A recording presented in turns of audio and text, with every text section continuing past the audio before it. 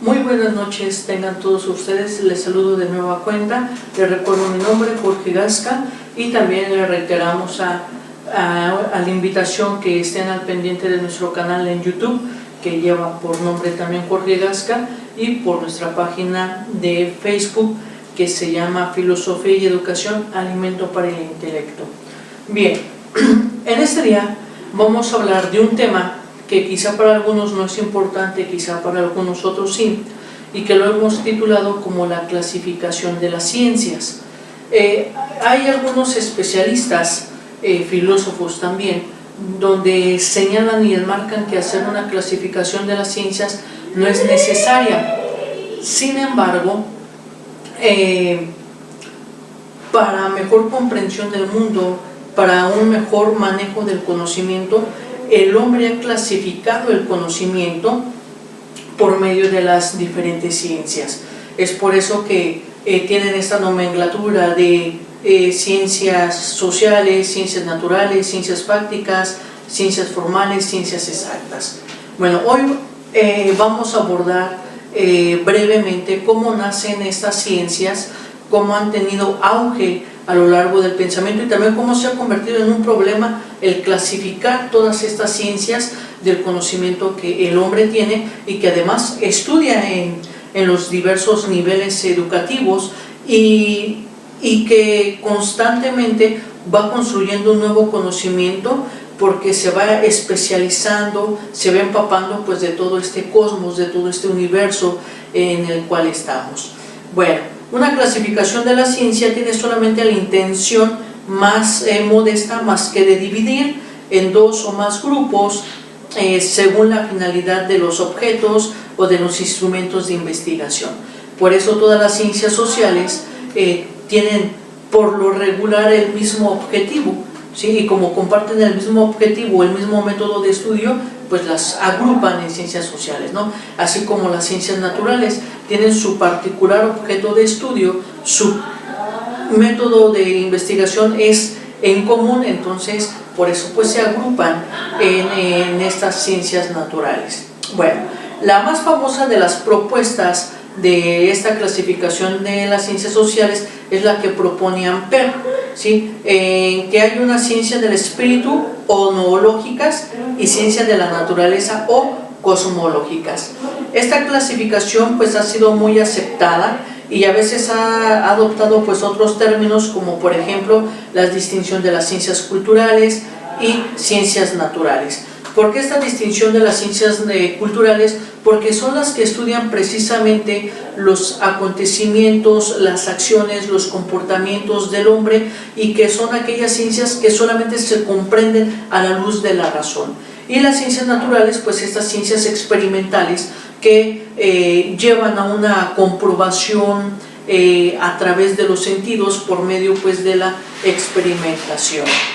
Bueno, a esta difusión de esta clasificación que proponía Ampère, pues contribuyó Dilthey, quien insistió pues acerca de la diferencia entre las ciencias que intentan conocer causalmente el objeto que permanece externo, esto es las ciencias naturales, y las que en cambio tienden a comprender al objeto que es el hombre y revivirlo intrínsecamente, o sea, las ciencias del espíritu. Y volvemos a esta clasificación pues anterior que ya les hemos señalado, ¿no?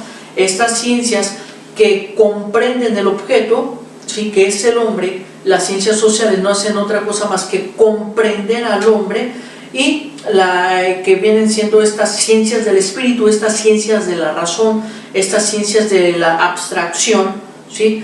Y que aquellas ciencias naturales pues solamente nos ayudan a conocer los ciclos, la composición de los fenómenos que el hombre tiene en el mundo. Wildenbach, por su parte, pues distinguió entre las ciencias nomotéticas, que intentan descubrir la ley, ¿sí? Y conciernen a la naturaleza. Hay que recordar que todas estas ciencias naturales están plagadas de leyes, ¿sí? Donde esta experimentación o esta ley tiene el mismo resultado en diferentes partes, ¿no? Y siempre va a ser lo mismo. Y las ciencias ideográficas, que tienen en cambio pues la mira singular en su forma históricamente determinada, que tiene por objeto la historia, ¿sí? ¿Por qué la historia? Porque el hombre va construyendo su propio futuro, su propio presente, y que todas las acciones que repercuten en la humanidad afectan directa o indirectamente pues a toda la humanidad, y que va formando parte de la historia, ¿sí? Si nosotros analizamos la historia, ¿qué es lo que se estudia? Pues todos los acontecimientos humanos, ¿no? De revoluciones, de independencias, que modificaron el pensamiento del hombre, que modificaron los valores del hombre, y que como consecuencia vivimos en estos momentos con esos resultados que se obtuvieron de aquellos acontecimientos pasados, ¿no? Entonces, ¿qué es lo que intenta hacer estas ciencias ideográficas? Pues comprender las actitudes que el hombre ha tenido pues a lo largo de la historia. Por su parte, también Ricoeur expresó la misma diferencia, afirmando que las ciencias de la naturaleza tienen un carácter generalizador, en tanto que las ciencias del espíritu tienen un carácter individualizador. Es decir, las ciencias naturales tratan de explicar todos los fenómenos, todos los acontecimientos, más que la ciencia, y las ciencias del espíritu, por su parte, tienden a comprender individualmente cada proceso o cada fenómeno o cada persona, porque tiene diferentes características, cualidades, virtudes, etc. Comte distinguió dos especies de ciencias naturales, que son las ciencias abstractas o generales, que tienen por objeto el descubrimiento de las leyes que regulan las diferentes clases en los fenómenos, y las ciencias concretas, particulares, descriptivas, que consisten en la aplicación de estas leyes a la historia efectiva de los diferentes seres. Es decir, que las ciencias naturales, las ciencias experimentales, conforman leyes que se pueden aplicar al hombre, ¿sí? Y que estas leyes de alguna manera van modificando también la historia que el hombre va teniendo a lo largo de su vida. Por su parte, Spencer adoptó esta distinción y a su vez dividió todas las ciencias abstractas, ¿sí? Y les puso el nombre de lógica formal y matemática. Aquellas ciencias que manejan un lenguaje particular y que se entiende solamente a la luz de la razón, ¿no? Ese lenguaje matemático que no tiene una significación, o esa escritura, esos simbolismos gráficos que no tienen una significación o una experimentación directa con el hombre. Sin embargo, nosotros podemos entender la idea del número o la idea de la palabra o del concepto, porque lo experimentamos por la razón, no lo experimentamos por los sentidos, sino lo experimentamos por la razón. También divide las ciencias en abstracto concretas, que son mecánica, física y química, pues que tienen estas dos composiciones, ¿no? De ser ideológicas, pero de ser algo concreto, porque se puede experimentar, se puede manipular. Y las concretas, pues que son todas las ciencias experimentales, como la astronomía, la mineralogía, la geología, la biología, la psicología, la sociología, etc. Comte simplificó esta clasificación que hizo Spencer, reduciéndola a dos grupos: el de las ciencias formales, que son las lógicas y las matemáticas, y el de las ciencias reales, que son las ciencias de la naturaleza y del espíritu.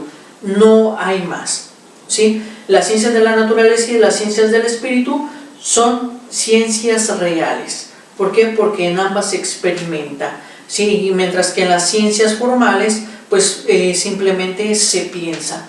Oswald dice que hay ciencias formales, físicas y biológicas.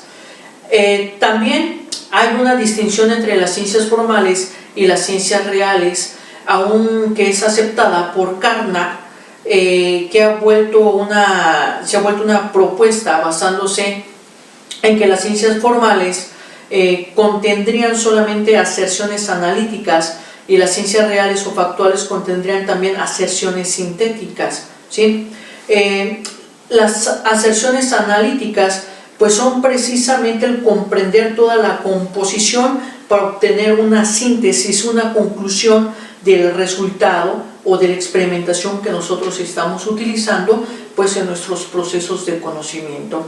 Así interpretada la clasificación, pues se deja intacta, como señala Carnap, la unidad de ciencia, ya que las ciencias formales de hecho no tienen objeto y son sistemas de aserciones auxiliares sin objeto y sin contenido, ¿sí? ¿Cuáles son las ciencias formales? La lógica y la matemática no tienen un objeto, sin embargo ayudan a todas las otras ciencias naturales a explicar con más precisión los acontecimientos y los fenómenos que se están utilizando.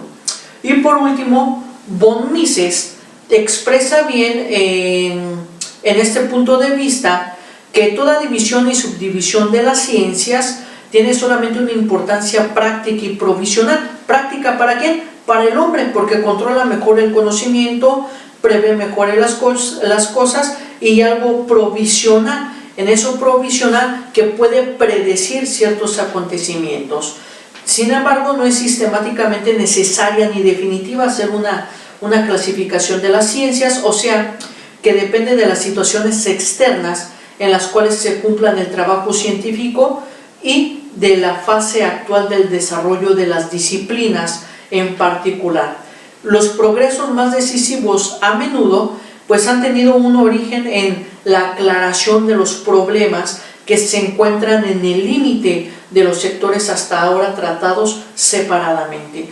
¿Cuál es esta aclaración de los problemas? Pues explicar todos estos nuevos fenómenos de enfermedades, fenómenos naturales, fenómenos sociales, económicos, políticos, con los cuales el hombre se ha enfrentado y que obviamente busca una respuesta para controlar y obtener un límite pues en su entorno social y obtener una seguridad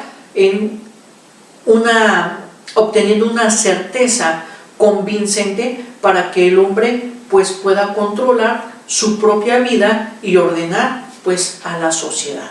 Sin embargo, muchos van a decir que no es necesario la clasificación de las ciencias. Sin embargo, esta clasificación de las ciencias nos ha ayudado a entender un problema, pero desde diferentes perspectivas. Es decir, el problema del hombre lo podemos abordar desde la biología, antropología, psicología, antropología, filosofía, sociología, economía, etcétera, ¿sí? Que todas estas ciencias, gracias a sus diferentes objetos y métodos de estudio, nos llevan a tener una concepción más universal de lo que es el hombre y así de cada uno de los problemas existenciales que se le presentan en la vida.